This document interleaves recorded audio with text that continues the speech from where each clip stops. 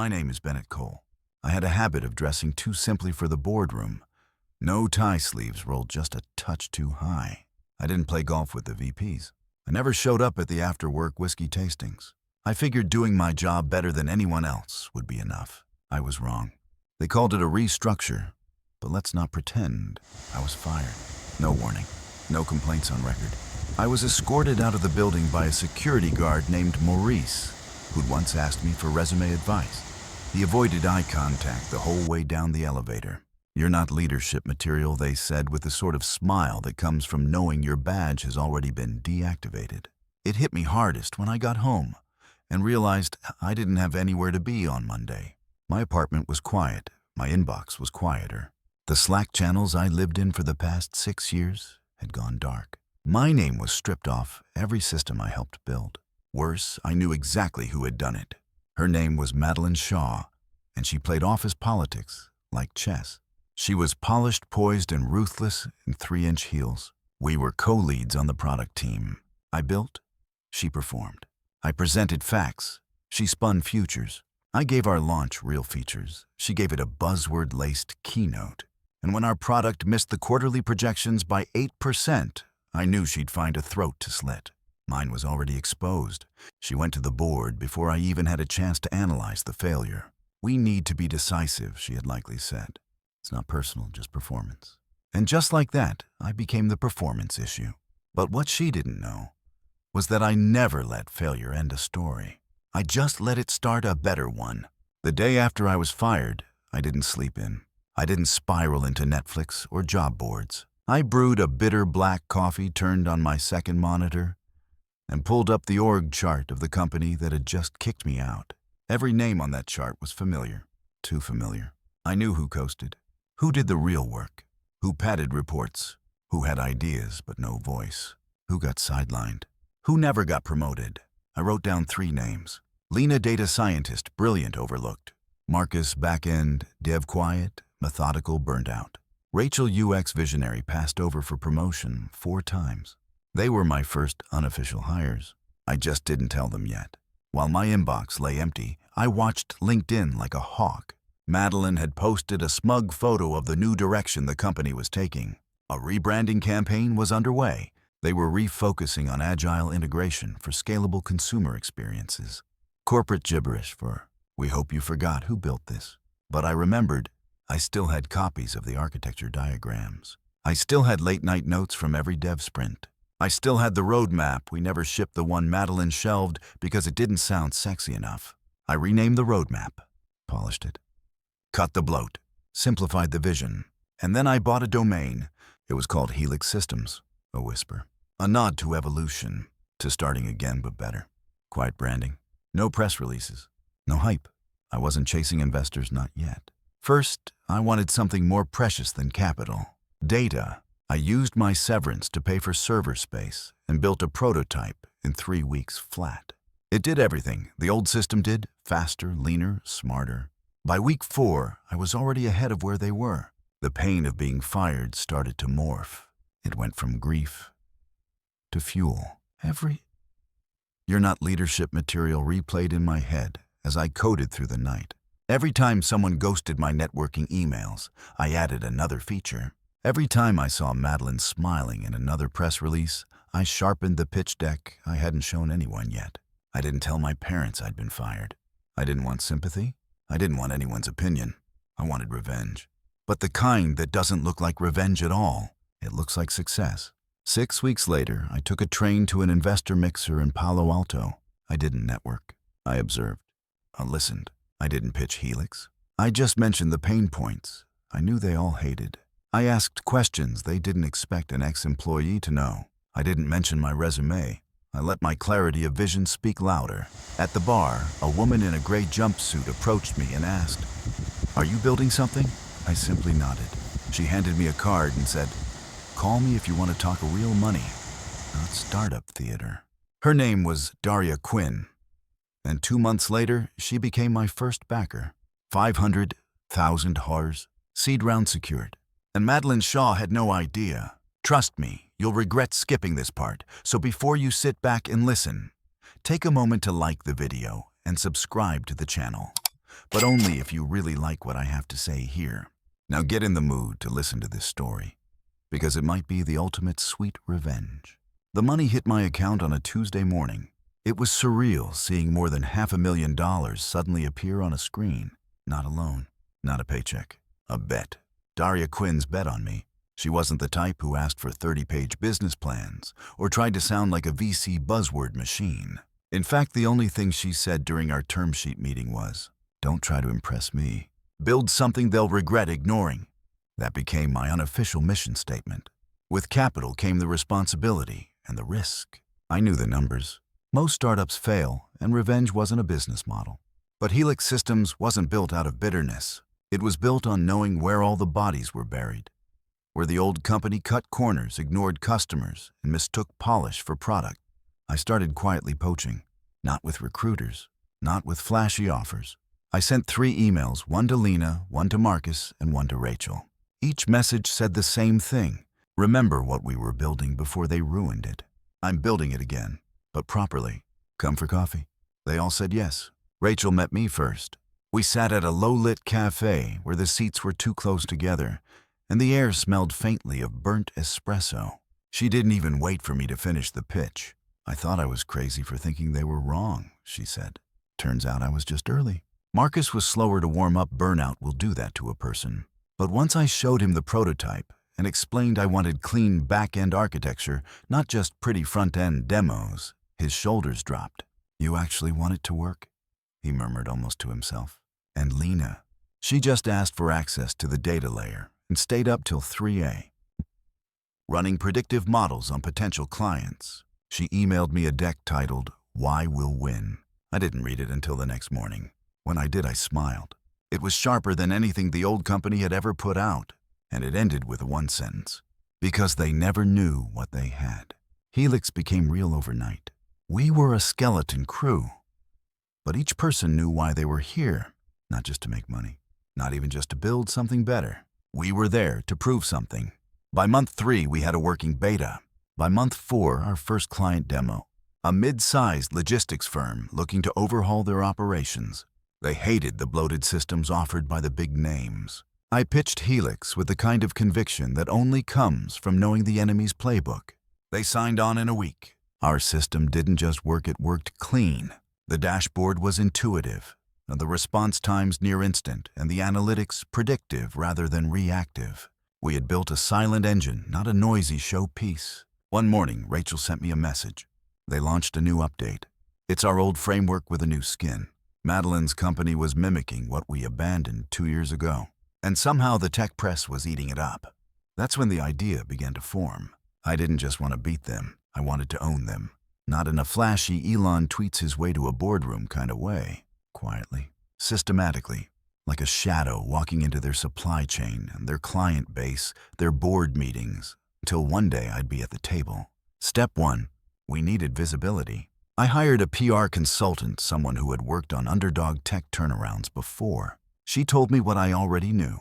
"You're too quiet. Time to make noise, but classy noise." We launched a Medium post, not a press release, a manifesto, titled, "What Happens When the Builders Start Leading."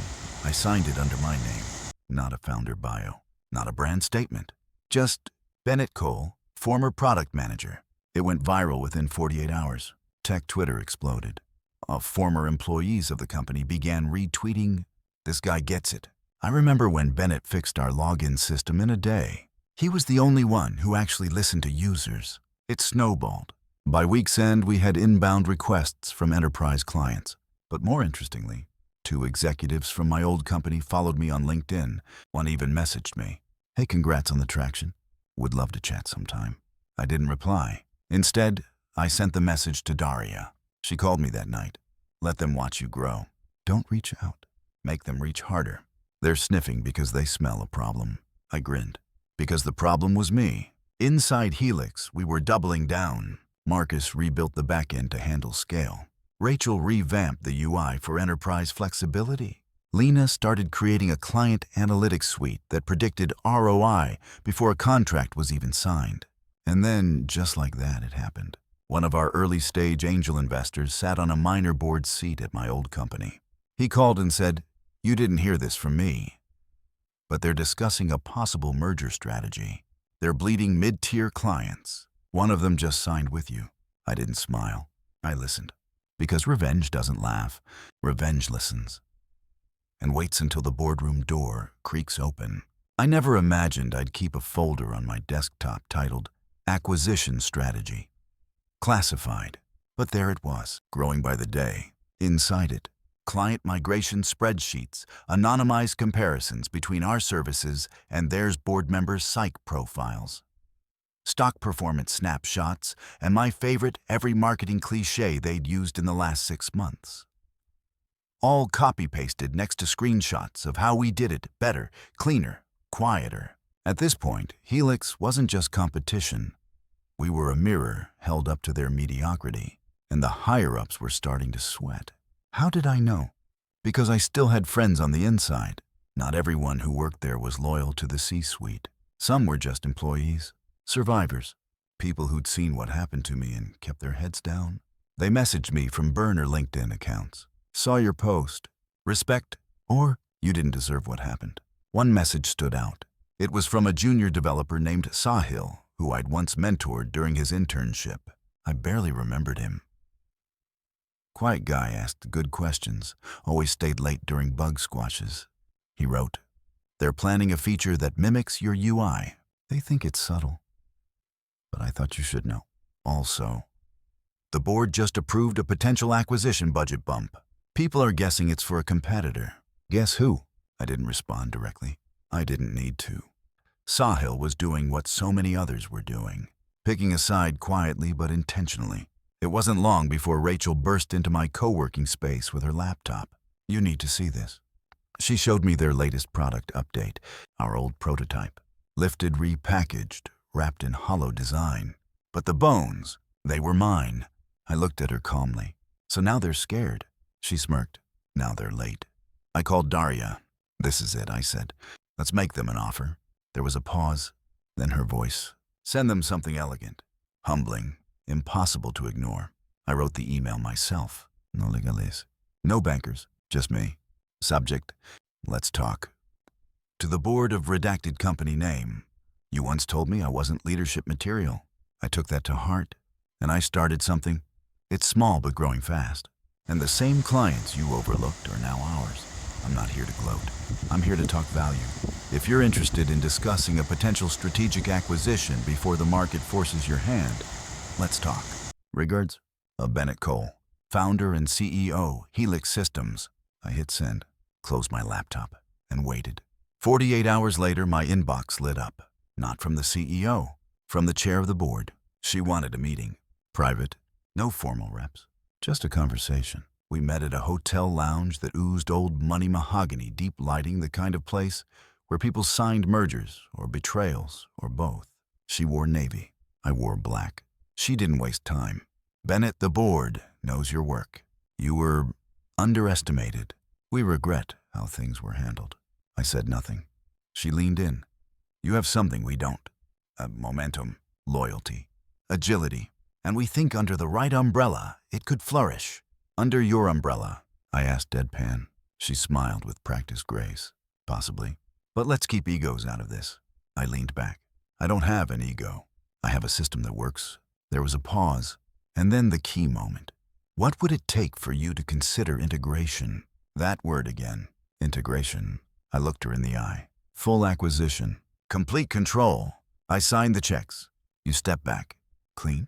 She didn't flinch, but she also didn't say no. That was enough. They wanted in. They needed out. Afterward, I stepped out of the hotel and called Daria, told her everything. Her voice crackled through the phone. "Now we set the term. Make it expensive, not in dollars and dignity."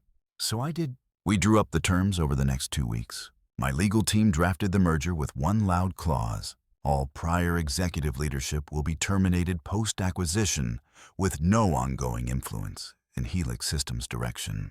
They hesitated, negotiated, but eventually agreed. Why? Because the market was shifting, because their clients were defecting, because their pride cost more than my price tag.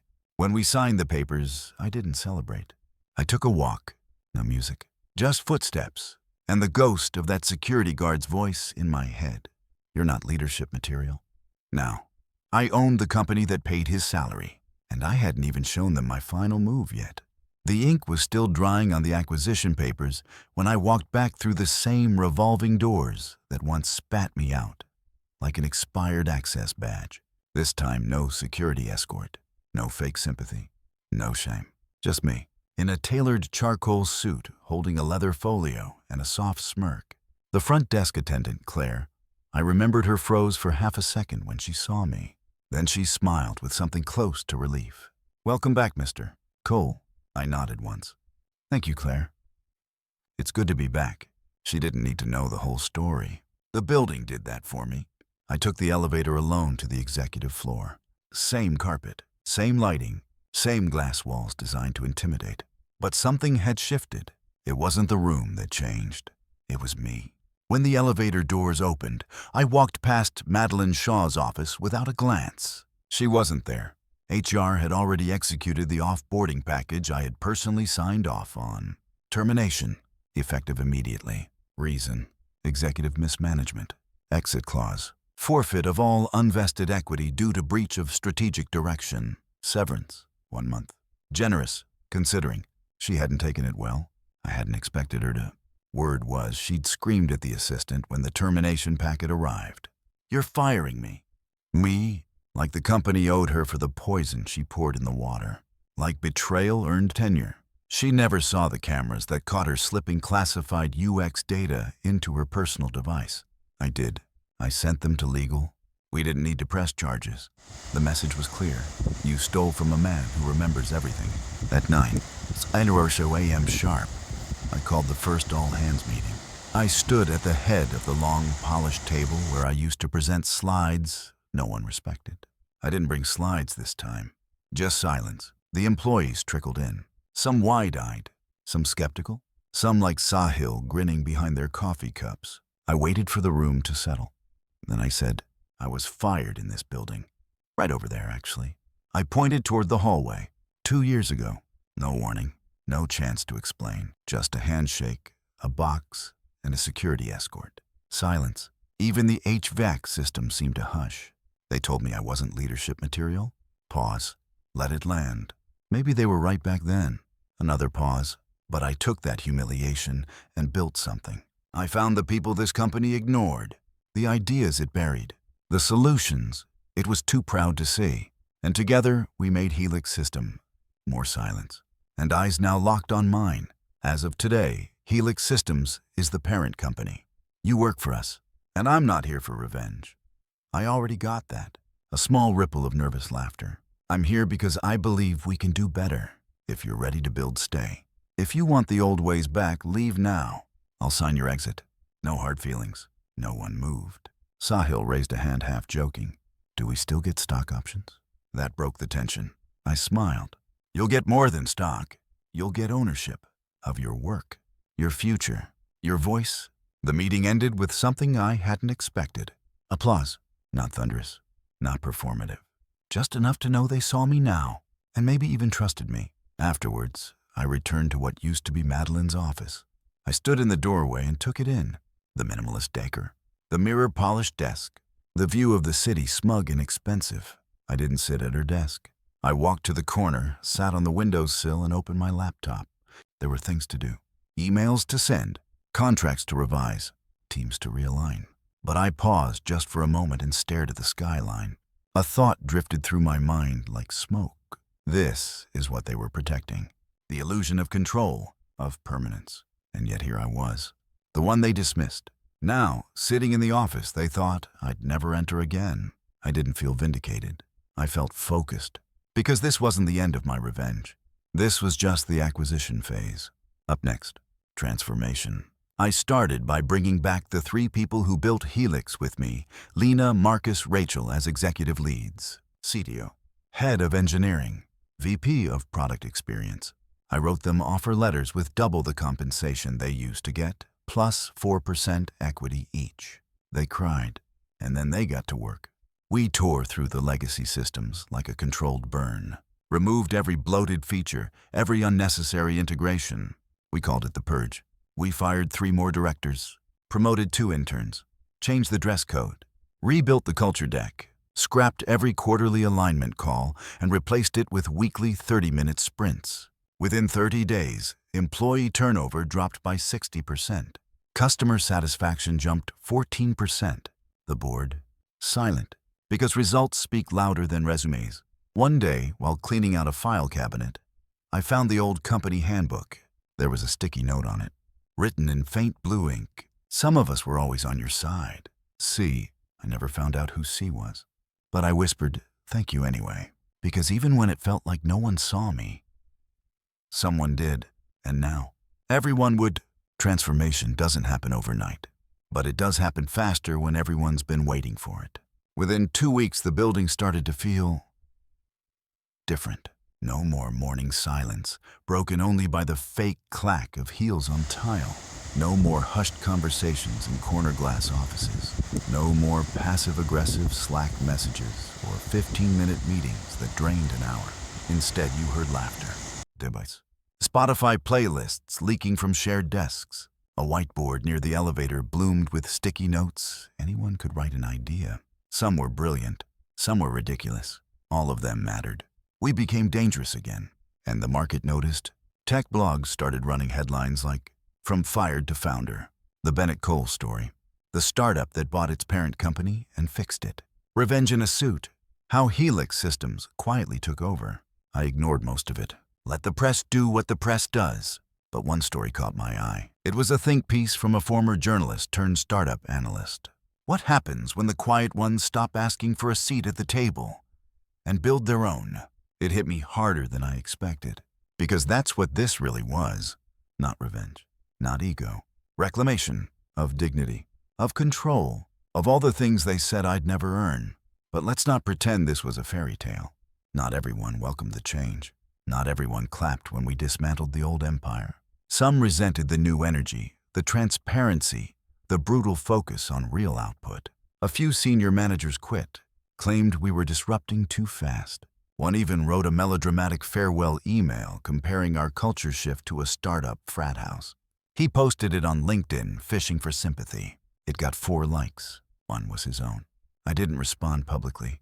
Privately, I read his post with a calm I didn't know I was capable of. Because when you're building something real, you don't stop for every barking dog. You just walk right past them into the next meeting. That week, I scheduled a summit. No keynote speeches, no panels. Just a private internal retreat with the new team. We called it version 2. We met in a converted warehouse outside the city. No desks, just couches. A projector, pizza, and truth. I stood in front of the group and did something I hadn't done before. Told them the whole story, not just the part where I got fired. The part where I sat alone at 2 a.m, wondering if I'd just peaked too early. The nights I scrolled through job listings hovering over the apply button, but never clicking. The shame of telling my parents I was between things. The quiet rage of watching people take credit for work I had bled for. And then the shift. The night I bought the domain, the first line of code, the email from Daria, the moment the wire transfer came through, the look on Rachel's face when she opened her offer letter, the moment I walked back into that glass tower and saw the fear in their eyes. I told them everything.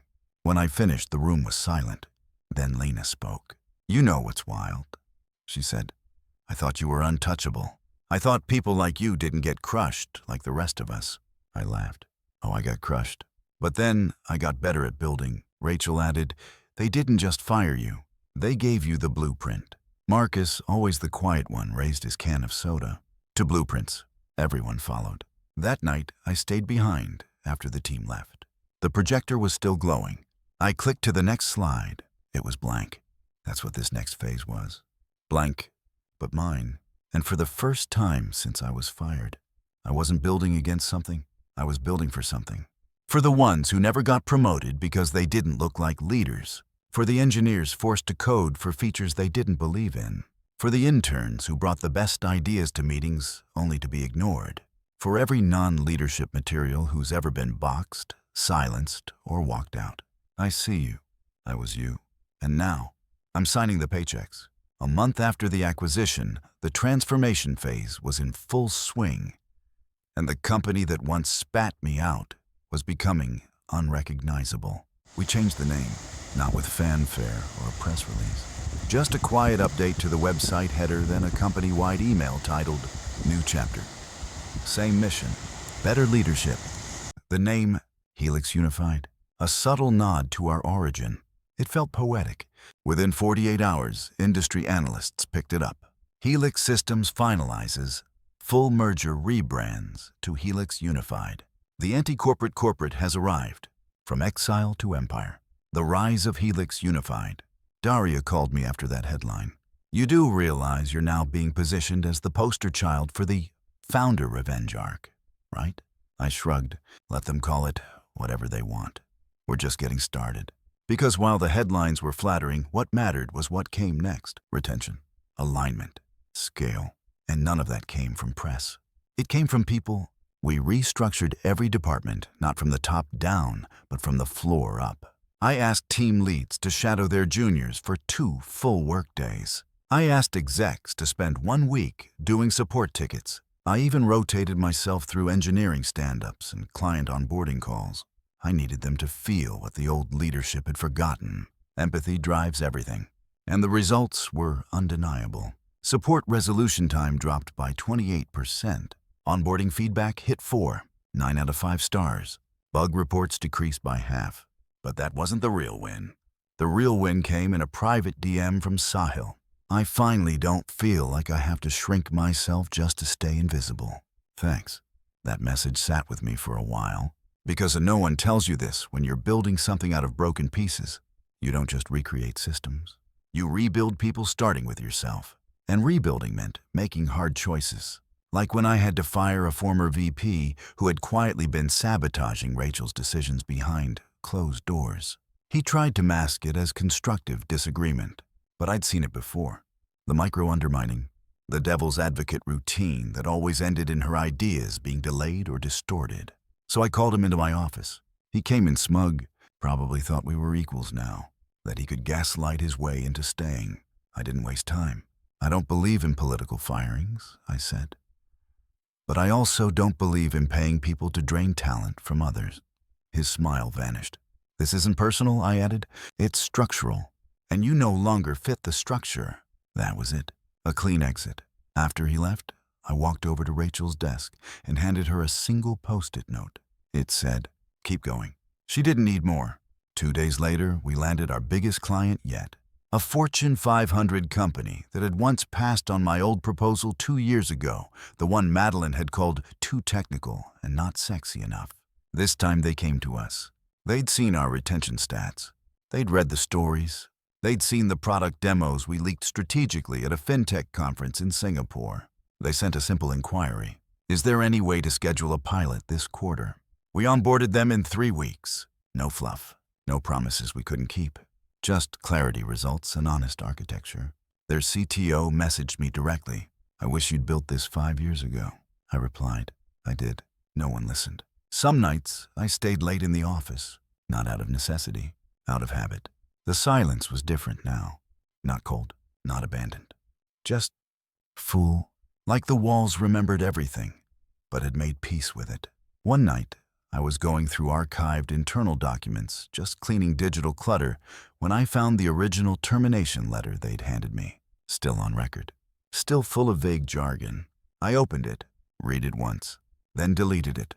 Because what's the point of holding on to ashes when the fire already forged something better? One morning, Claire the receptionist brought in coffee. I heard it's your anniversary, she said. I blinked. Anniversary? Yeah, she smiled. 1 year since that day. I hadn't realized. It had been exactly 365 days since I was fired. A year since I walked out of this building, humiliated, stripped of my name badge, thinking everything I had built was over. Now, that company no longer existed. Its shell wore my suit. Its heartbeat was ours. I looked at Claire and grinned. You've got a good memory. She winked. You've got a good comeback. We clinked paper cups like champagne flutes. In the elevator ride back to my office, I stared at my reflection in the mirrored panel. Same face, same eyes, but now behind them, a system, a legacy, A quiet, unstoppable kind of revenge. Success changes how people look at you, but failure changes how you look at people. I used to believe titles meant something, that the letters next to a name CFO, CPO, CTO were earned through brilliance or vision. But after the acquisition sitting at the head of the table during executive meetings, I realized something darker. Most titles are given out of fear. Fear of change, fear of confrontation, fear of talent that rises too fast. So I did something radical. I abolished titles. Temporarily, anyway. We called it the reset. For 60 days, everyone, myself included, had the same title on Slack and email. Builder, no VP, no senior, no C-suite, just builder. It freaked people out. Investors raised eyebrows.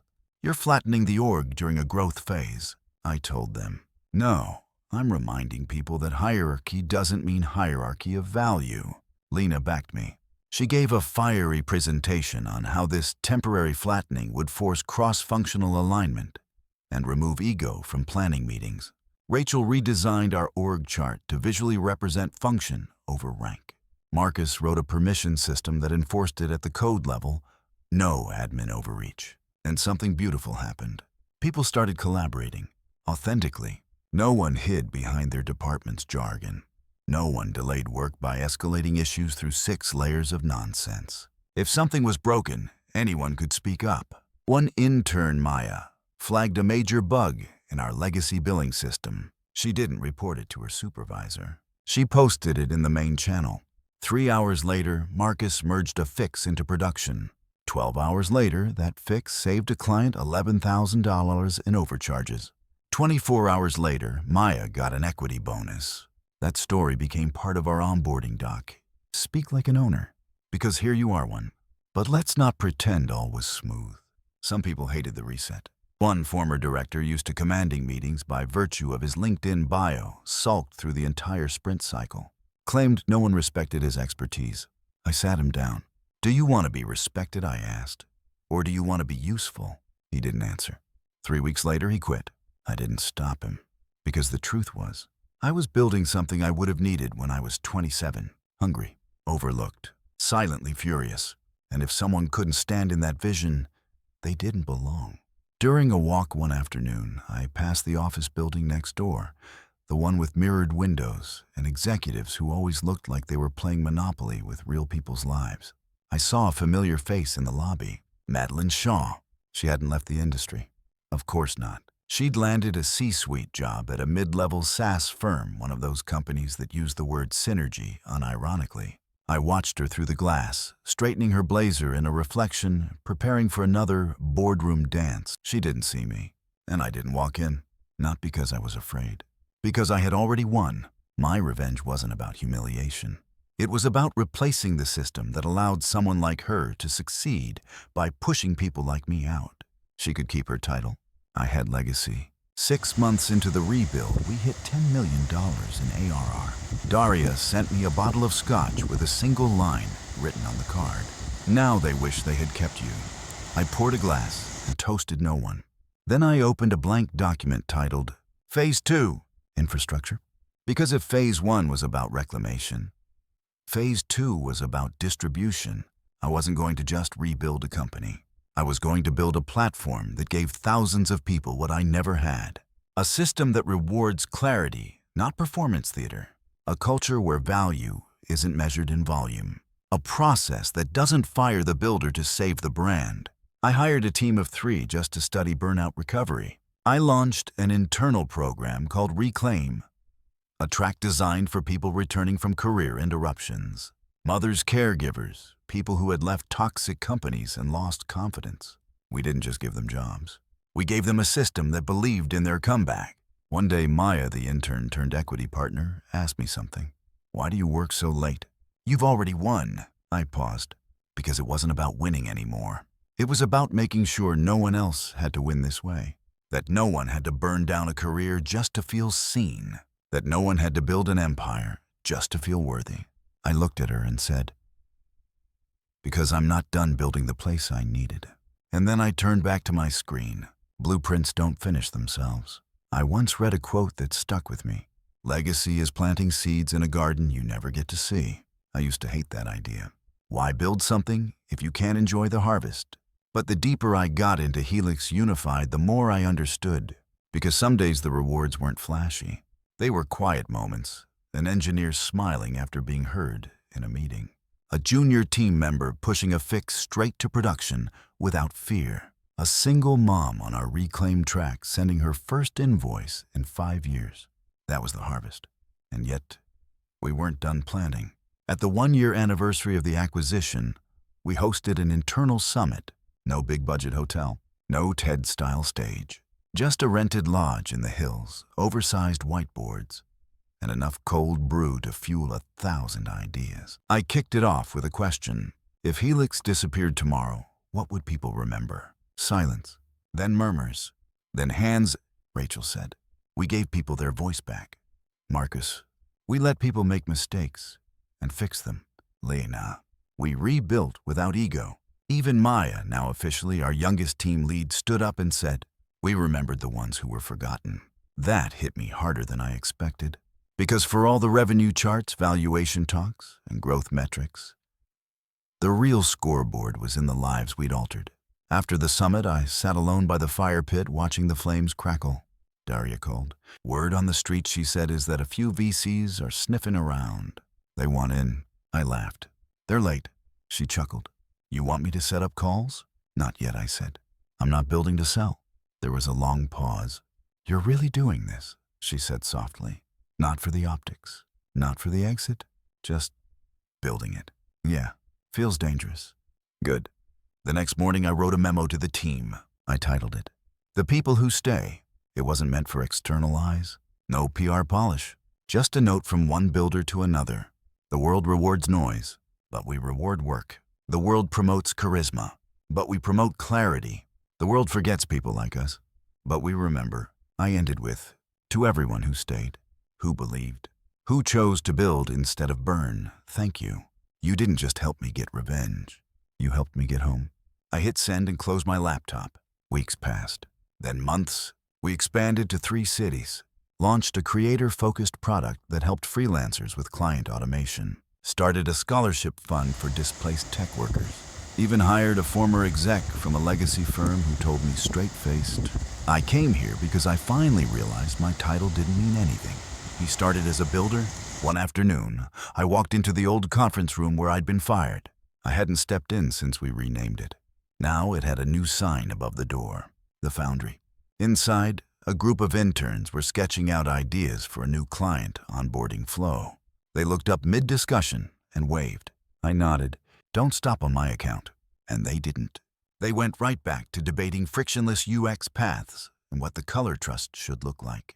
I leaned against the glass wall and watched, not because I needed to lead them, because they didn't need me to anymore. And that was the point. On the way out, I passed a hallway where someone had installed a quote on the wall in bold letters. They said I wasn't leadership material, so I built something worth leading. C. I stopped, stared at it. Didn't even remember who suggested putting it there. Didn't need to, because the building remembered. The walls remembered, and so did I. I never thought peace would be this loud. The offices buzzed with energy now, not tension. Conversations didn't whisper behind closed doors. They rang out in whiteboard scribbles and shared brainstorm docs. Success wasn't measured in how close you sat to the corner office, but how close your ideas got to implementation. We were fast, not sloppy fast. Conviction fast. One afternoon, Lena and I stood on the balcony just off the war room, watching the city hum below us. She sipped her tea, always loose leaf, always citrus-scented, and said, "We're the thing they pretend to be now." I laughed. Authenticity is harder to imitate than a UI. She looked at me. "You think they'll try again?" "They already have," I said, "but they're trying to mimic the product, not the people, and that's where they'd lose." Again. Back inside, we were prepping for something big. The Founders Forum, not an industry event, not an ego fest, a 2-day invitation-only gathering for overlooked builders. People who had been pushed out, passed over, or broken by corporate systems that only celebrated sameness. We called it unpromoted, our tagline. For the ones who were always too much or not enough, We didn't advertise it. Just sent out 30 handwritten invites to people we believed in, former interns, quiet product geniuses, startup refugees, and one single dad who'd built a viral open-source framework while working night shifts at a shipping warehouse. And every single one of them showed up. No badges, no press, just circle chairs, candor and clarity. Each person had 15 minutes to tell their story, and every story had a moment like mine. A door closed, a voice silenced. A dream mocked, but here they were, still building. When it was my turn to speak, I didn't prepare a speech. I stood in the center of the circle and said, I was fired. You know that part. What you don't know is that for a long time, after I thought they were right, I thought maybe I wasn't leadership material. Maybe I was too quiet, too slow, too honest. I looked around the circle, but then I realized leadership isn't charisma. It's courage. To build in silence, to stay when it hurts, to believe when no one else does. Pause. So if no one said it before, let me be the first. You are leadership material, and the people who fired you will regret it. If not today, eventually. And they stood, not clapping, not crying, just seeing each other. That was enough. After the forum, something strange happened. I started receiving thank you notes. Dozens, then hundreds. Not just from attendees, but strangers. People who watched our story unfold online. Employees at old companies, coders in basements, designers in burnout, builders without titles. One note stayed with me. You made me believe that maybe getting fired was the start of the real job. I stared at that line for a long time. Then I replied, it usually is. Sometime later, I walked into an elevator beside a young man in a navy hoodie holding a resume folder. He looked nervous like I had once. He glanced at me, then did a double take. Wait, are you? I nodded. His eyes widened. Dude, you're the reason I didn't quit. Like, for real quit. I saw your talk at Unpromoted. I smiled. You here for an interview? Yeah, he said, his voice cracking. First one in months. Don't sell yourself short in the room, I told him. And don't oversell either. Just be the builder you already are. He blinked. I stepped off on the next floor. And as the doors closed, he called out, hey, thanks for not leaving. That night, I sat at my desk and stared at the old mission statement I once scribbled on the back of a napkin. Build something they can't take away. And now, I was ready to start again. From scratch. With them, because real revenge isn't ownership. It's opportunity, multiplied. If Section 1 was the burn, Section 10 was the bloom. We were no longer just Helix unified. We had become a movement. Every week, another builder story landed in my inbox. A woman in Ohio who used our systems to start her own accounting tool after being laid off while pregnant. A dev in Lagos who rewrote his own resume with "Builder Not Beggar" as his headline and landed a contract he was previously ghosted on. A father of two who told his kids, we don't quit when fired. We just start our own thing. It was like a wave was rising, and all we had to do was make sure the surfboard worked. So we started documenting it. We built a blog called The Table They Didn't Invite Us To. Each week, a new builder wrote their story. No filters, no pity. Some were angry, some were hilarious, some were devastating. But all of them ended the same way, still building. We partnered with universities, not the Ivy ones, the overlooked ones, community colleges, adult education centers, trade schools. We launched a micro-grant initiative, $5,000 to build anything. No strings, no pitch deck, just a plan and a pulse. Within 2 months, we had 800 applicants. I personally read the first 100. One stood out. A single line in the middle of a student's application. I was always told I was good at fixing things, just not big things. We funded him. He built a voice app for people with speech impairments. 2 of his users cried on camera. One of them said I heard myself speak clearly. For the first time since the stroke. Tell me, how do you measure that in KPIs? Daria called me one night. I have to ask, what's your end game, Bennett? I didn't answer right away, because I didn't know if I had one. Not in the traditional sense. I wasn't building for acquisition, or IPO, or the next article in TechCrunch. I was building because I finally understood something I hadn't when I was fired. Some revolutions don't happen with megaphones. They happen with blueprints, and ours was spreading. But momentum brings shadows. One morning, Lena showed up at my office, her brows furrowed. "They're trying to copy us again." She dropped a report on my desk. It was from that company, the one I had bought and gutted. The one some of the old execs had started rebuilding using shell brands and ex-contractors. Ghost companies rising from the ashes of a clean acquisition. They were trying to mimic our model. Flat teams, builder-centric messaging. Even the name, Unity Frameworks. Subtle, strategic, slick. I smiled. "They're not just copying," I said. "They're confessing." Lena tilted her head. "To what? To everything we got, right? We didn't send a cease and desist. We didn't panic. We released an open-source version of our builder onboarding framework. For free. Let the world use it. Let them use it. Because if they could copy the product fine, they'd never replicate the people." Around that time, I ran into Sahil again, now an engineering lead working on a feature that had the potential to reshape client onboarding across 3 verticals. He walked into my office after hours nervous. "You busy?" he asked. "Never too busy for you." He sat down and looked at the floor. "I've been thinking. If I never sent that message, the one that told you about the acquisition buzz, would any of this have happened?" I paused. "No," I said honestly. "It might have taken longer. Might have died in the garage. Might have stayed a side project." Sahil nodded slowly. Then I added, "But you did send it. And because of that, 1,000 people got their shot." He looked up, eyes glassy. "You made it count," I said. He stood to leave, then turned back. "I didn't just save you," he said quietly. "I think I saved myself." That night, I changed the sign outside my office. It used to say, "Founder and CEO." Now it says, "Builder Zero," because titles fade, but numbers tell stories. And mine started at 0. Some days, I wake up and forget I was ever fired. Not because I've moved on, but because this version of my life, the one I built brick by brutal brick, feels so far removed from the version where I was escorted out with a cardboard box and a forced smile. But then something reminds me. An old email resurfaced in my archive, recently one from the HR manager who had handed me my termination packet. It read, "We believe this decision is in the company's best interest. You will land on your feet." At the time, it felt like salt in a wound, patronizing, sanitized. Now it reads like prophecy, because not only did I land, I bought the building I landed in. A reporter reached out last week. She wanted to do a feature called "From Terminated to Titan," the Bennett Cole story. I declined, not because I didn't appreciate the offer, but because I wasn't the story anymore. The story was Sahil, Maya, Rachel, Lena, Marcus, the builders. I passed the interview to Maya.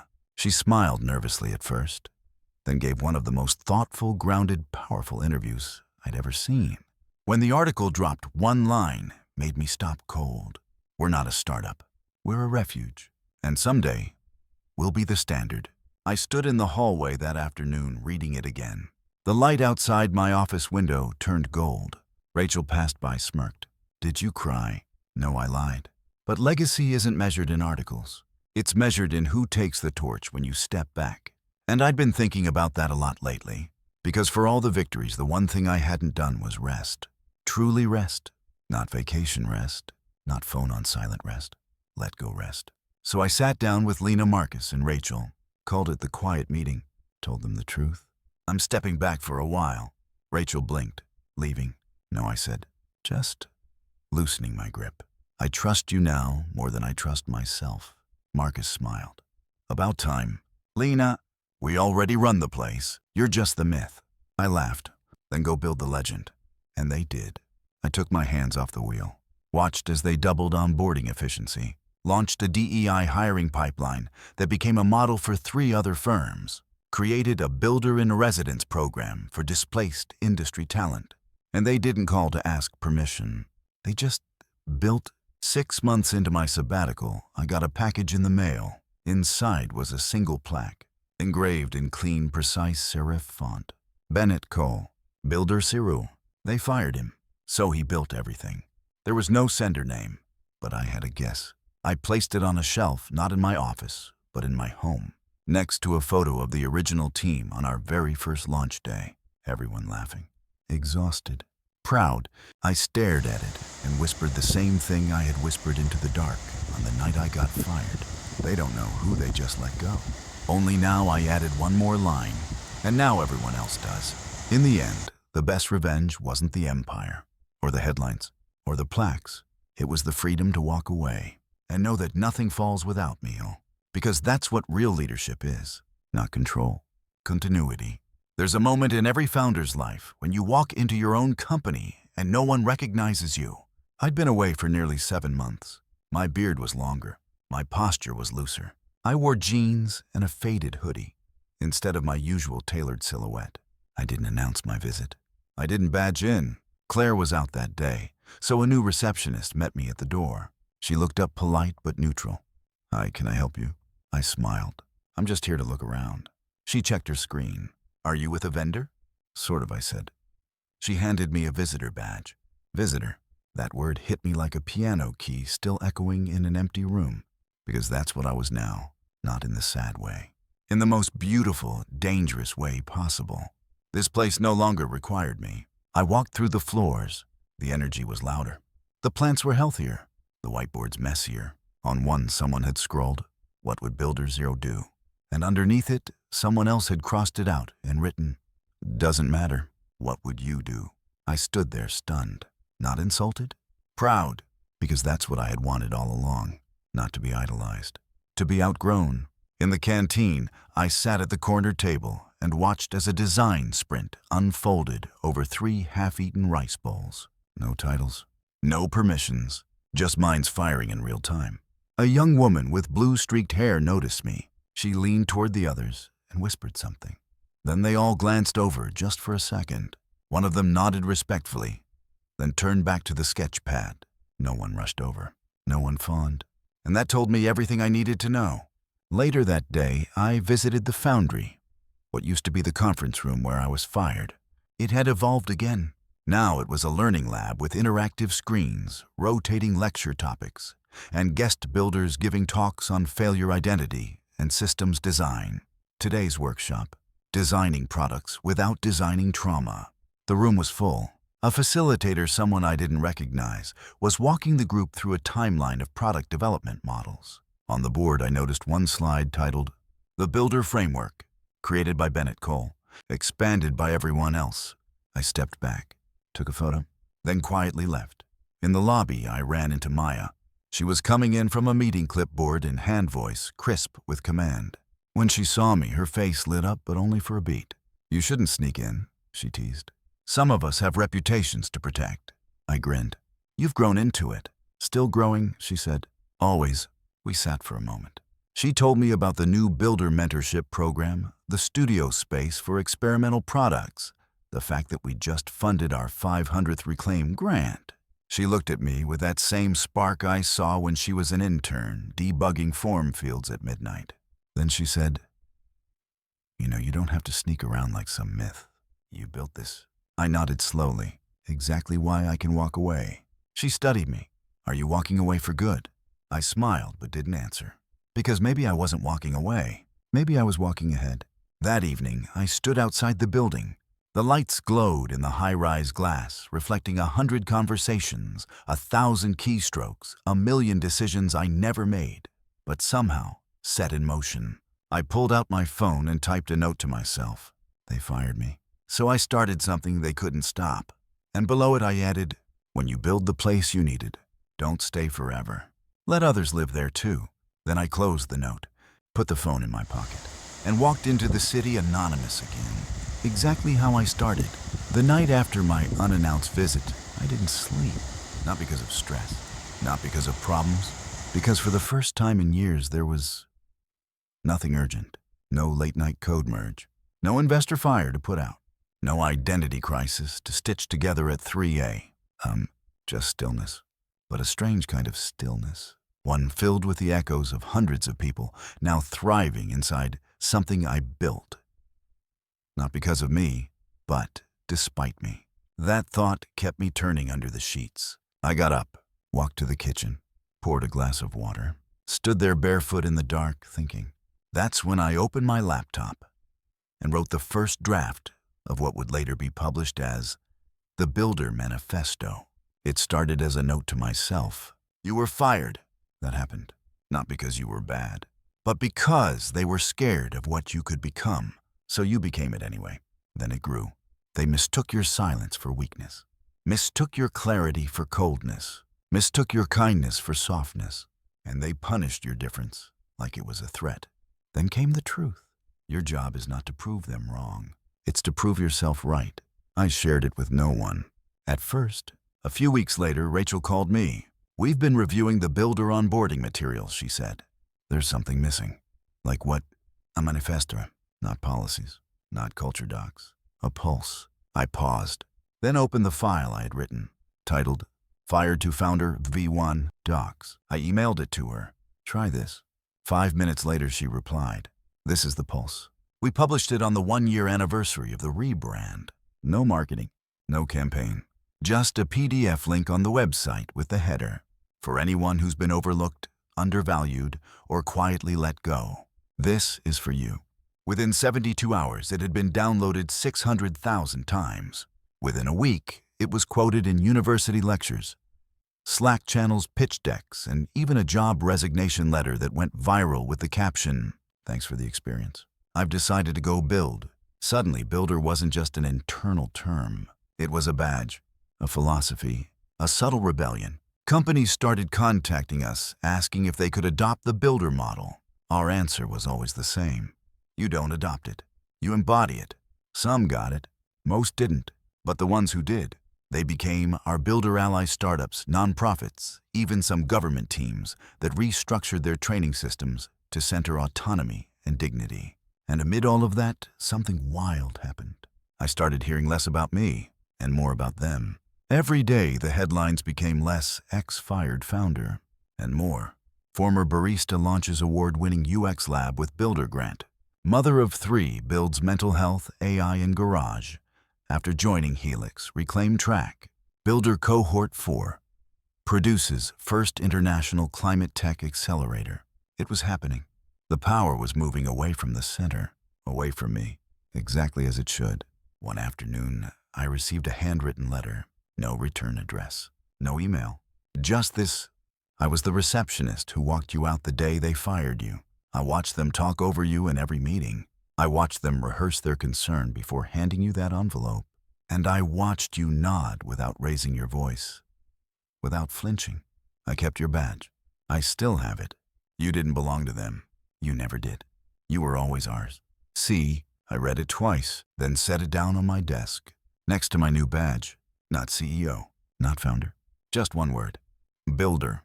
When you've built something that no longer needs you, the question becomes, what are you still here for? That question haunted me more than failure ever did. In the early days, I'd wake up with mission in my bloodstream. Revenge was the fuel, necessity was the fire. Every moment was motion, every breath a sprint. But now, the machine was running. The people were thriving. The culture was self-sustaining. And I, Bennett Cole Builder Zururo, was dangerously close to becoming unnecessary. So I did something radical. I left the city, rented a quiet cabin upstate. No Wi-Fi, no Slack, just stacks of books, a portable keyboard, and a question that rattled inside me like a loose screw. If you're not building for survival anymore, then what are you building for? It took 2 weeks of silence to hear the answer. One morning, I scribbled it in a notebook.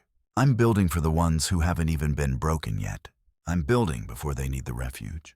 So when it happens, and they'll find the doors already open. That was the shift. I wasn't just running a company anymore. I was designing sanctuary. When I came back, I didn't return to the office. I returned to the field. I started visiting places most tech founders wouldn't set foot in. Local job centers, community co-ops, underground creator collectives, even a halfway house that ran digital literacy classes for people re-entering the workforce after incarceration. I listened, took notes, didn't talk about Helix. Just asked one question: what would a system built for you actually look like? They told me, and I brought it back. We built BuilderBase, a decentralized open access platform that required no resume, no referrals, no university affiliation. Just an idea, a will to build, and a single application. What do you want to make? Who are you making it for? What's in your way? That's it. If the application was honest, they got a builder kit, a Chromebook seed, tools cloud access, and a micro grant. No judgment, no gatekeeping, just belief. We launched it with zero PR. Just one quiet tweet from Maya. Builderbase is live. If you've been overlooked, this is your shot. And we're not watching how you use it. We're just watching what you become. In the first week, over 200 kits were claimed. In 3 months, 4 new businesses launched. 19 open source tools created. 73 creators monetized their work for the first time. 6 former prisoners released podcasts about rebuilding their lives. One of them sent a voice message. I was taught I was disposable. Then Builderbase gave me a login, and now people listen to me. That's wild, man. I played it 3 times, not because I needed the praise, but because I wanted to never forget why we started. One day, I returned to HQ, not to lead, just to visit. I walked through the Builder Commons, our new open concept knowledge space, and saw a girl about 19 teaching an older woman how to build a landing page from scratch. The girl said, "Just click this." "Yeah, that's it." "You got it." The woman smiled, hesitant. "I'm not very technical." The girl replied, neither was he. I stepped closer. "He who?" She looked up, blinked. "Oh, Bennett. Cole. The founder guy." I smiled. "Yeah, I've heard of him." She didn't recognize me, and for the first time in my life, I was grateful for that. Because the work was no longer tied to my name. It belonged to everyone.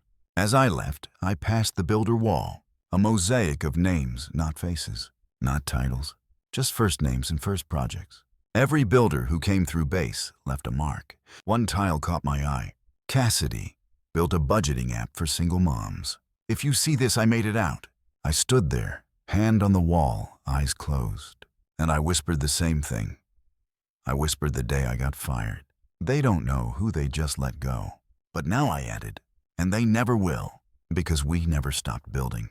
I always thought my story ended in a boardroom. You know the image, glass windows, city skyline, one last smirk as I fired the person who once fired me. That cinematic moment. But that wasn't my ending. It was just a turning point. Because real endings don't happen with final lines. They happen in echoes. This morning, I stood at the back of a Builderbase conference in Detroit. The room was packed. People sat on the floor.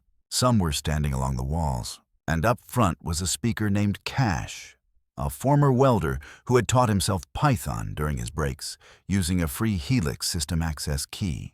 Now he was presenting a crowdsourced disaster response app designed by volunteers from 5 countries, all connected through the Builderbase. He clicked to the final slide and said, "I used to fix metal. Now I fix systems, thanks to a platform that didn't ask what I had, just what I could build." The room erupted in applause, and I stood in the back, not clapping, just listening. It wasn't about me. It never had been. Later that day, I received a message request on LinkedIn from someone I hadn't thought about in years, Madeline Shaw, the same woman who orchestrated my exit from the company that used to own my days and crush my potential. The message was short. "I see what you've done. I used to think control was power. You taught me otherwise. If there's ever a way I can help, I'm listening." I read it twice. Then I did something I never expected.